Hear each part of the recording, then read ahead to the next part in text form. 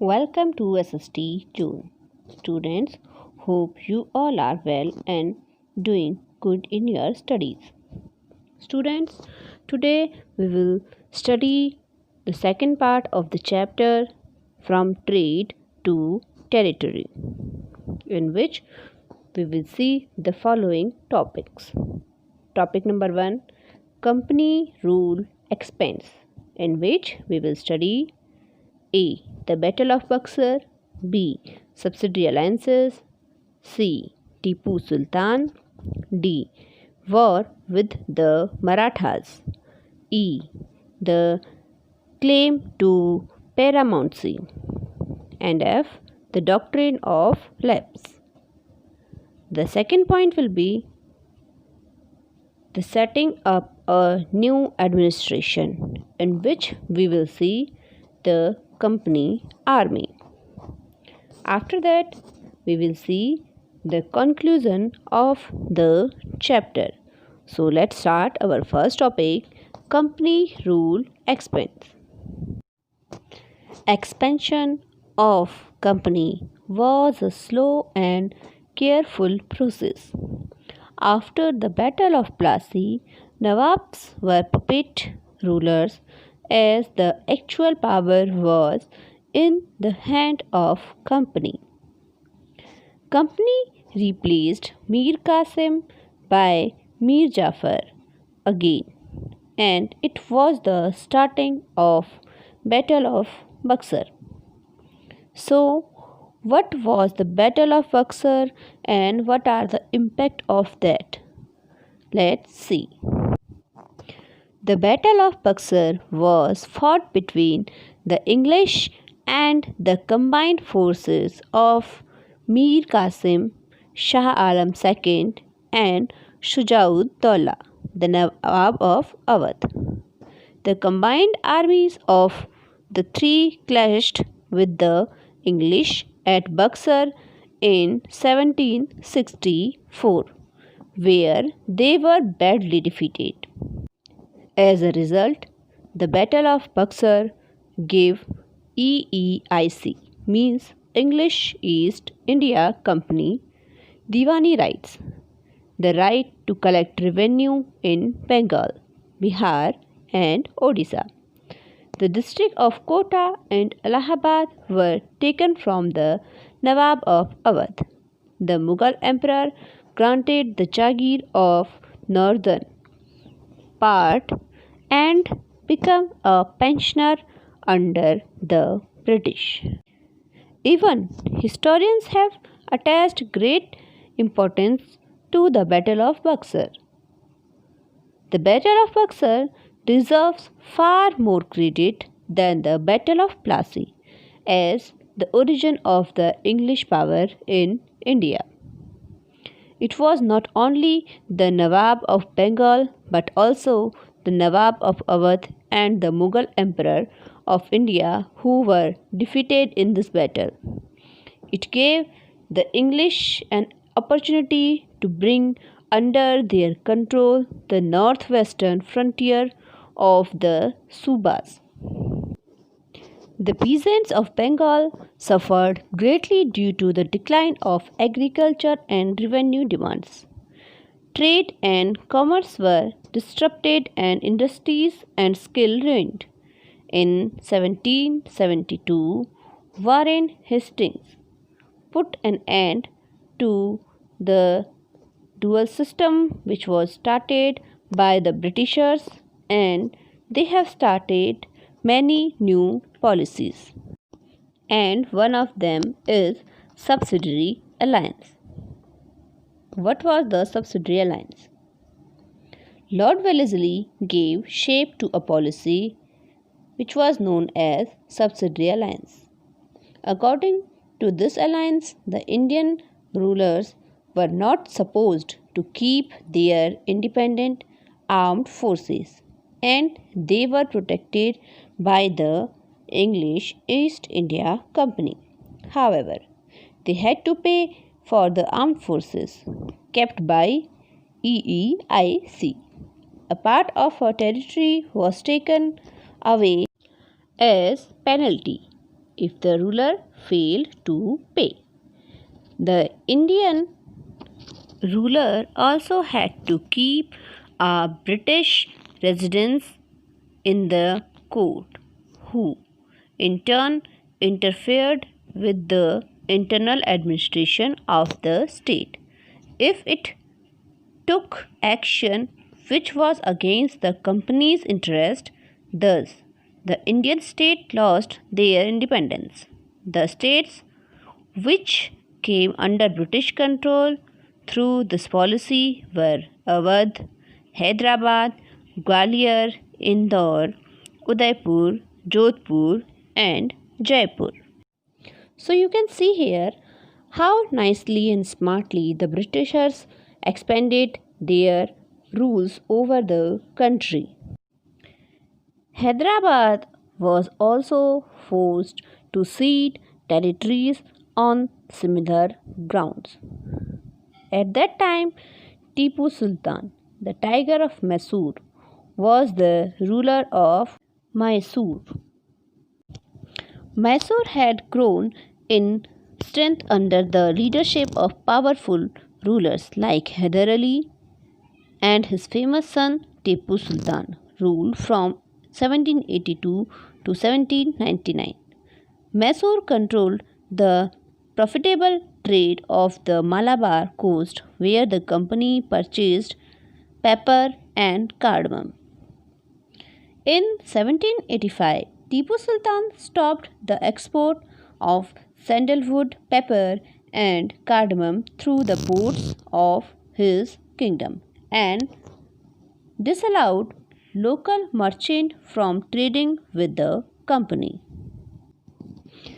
He also established a close relationship with the French in India and modernized his army with their help. The Kingdom of Mysore and the East India Company fought a series of wars called Anglo-Mysore War. The Third Anglo-Mysore War between Tipu Sultan and the British began in 1790 and ended in Tipu's defeat in 1792. The Third Mysore War came to an end by the Treaty of Srirangapatnam in March 1792. Tipu had to surrender huge territory to the British as well as pay war indemnity of over 3 crore rupees. Tipu Sultan wanted to take revenge and get his territory back. The British asked him to accept the Subsidiary Alliance, which he refused. This resulted in the Fourth Anglo-Mysore War in 1799. Tipu, popularly called the Tiger of Mysore, lost his life in this battle, and later the Subsidiary Alliance was imposed on Mysore. From the late 18th century, the company also sought to curb and eventually destroy Maratha power. So, let's see the next topic, war with the Marathas. The Maratha prestige had received a severe setback in the Third Battle of Panipat in 1761. But later, under the leadership of Mahadaji Sindhia of Gwalior, they soon regained their prestige and power. But this was short-lived.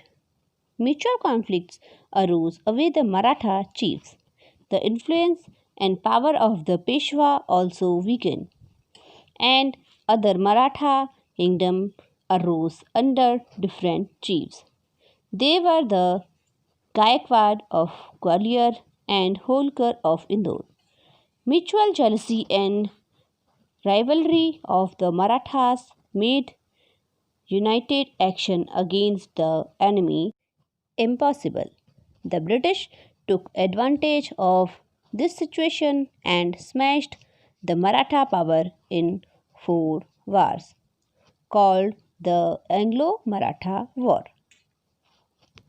The First Anglo-Maratha War started in 1775 and lasted till 1782. The war was concluded in 1782 by the Treaty of Salabai. The period for the Second War was from 1803 to 1805. By the Treaty of Rajghat, the Holkars got back most of their territories while returning control over a large part of Rajasthan. The Third War was fought between 1817 and 1818.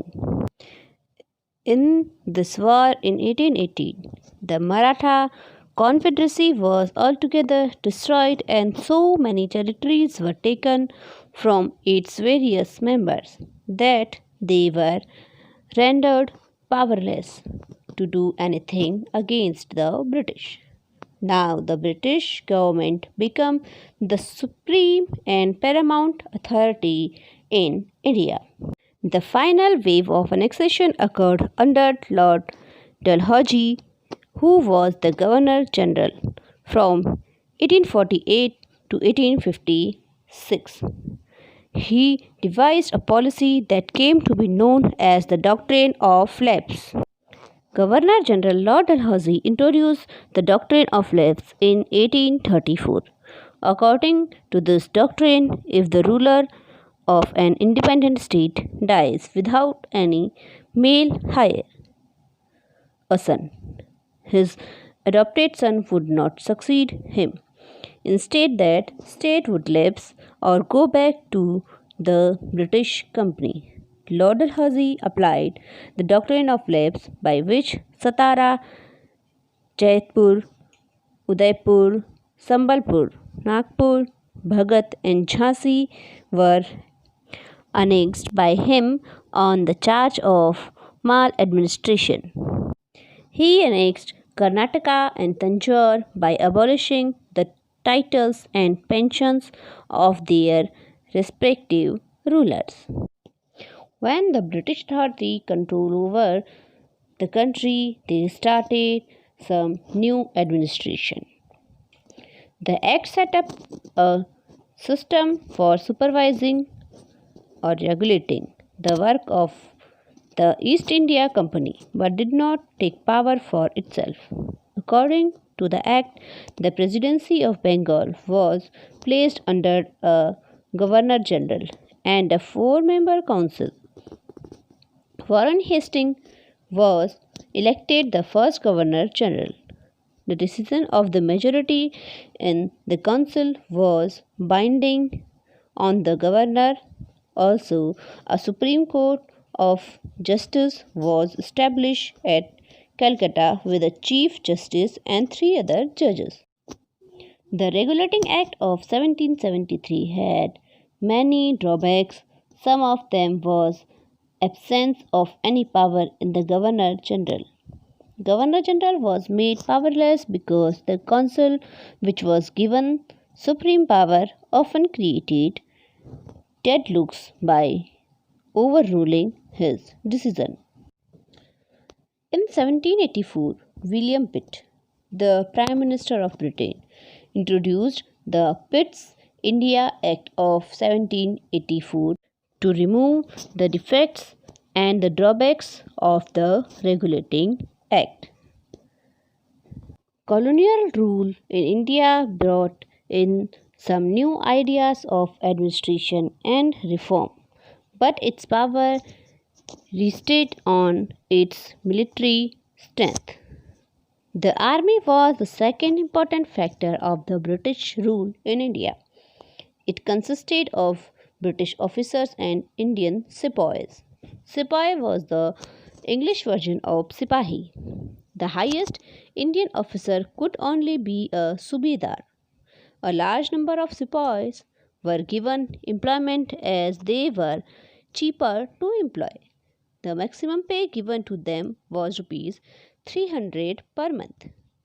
The functions of the army were to defend the British Empire, to extend its territory, and to put down internal rebellions. The Indian sepoys remained loyal to the master who paid them. The army was divided into battalions and the soldiers were commanded at unit level by Indian officers who came from the some social group. They did this to create units that spoke the same language. The British Army had three main branches: Bengal Army of the Calcutta Presidency, the armies of the Bombay and Madras Presidencies. Each had their respective different internal organization. What did the sepoys feel? How did they react to the changes in their lives and their identity? That is, their sense of who they were. The revolt of 1857 gives us a glimpse into the world of the sepoys. You will read about this revolt in chapter 5. As a conclusion, we can say the British was firmly become political master from traders. They reaped huge profits as traders, and now the whole country was under their domain and they exploited it to the maximum. By 1857, the company came to exercise direct rule over about 63% of the territory and 78% of the population of the Indian subcontinent. Combined with its indirect influence on the remaining territory and population of the country, the East India Company had virtually the whole of India under its control. So, students, here you have seen how the Britishers control over the country. You will know more about our past in upcoming chapters. To know more about this, keep watching SST June.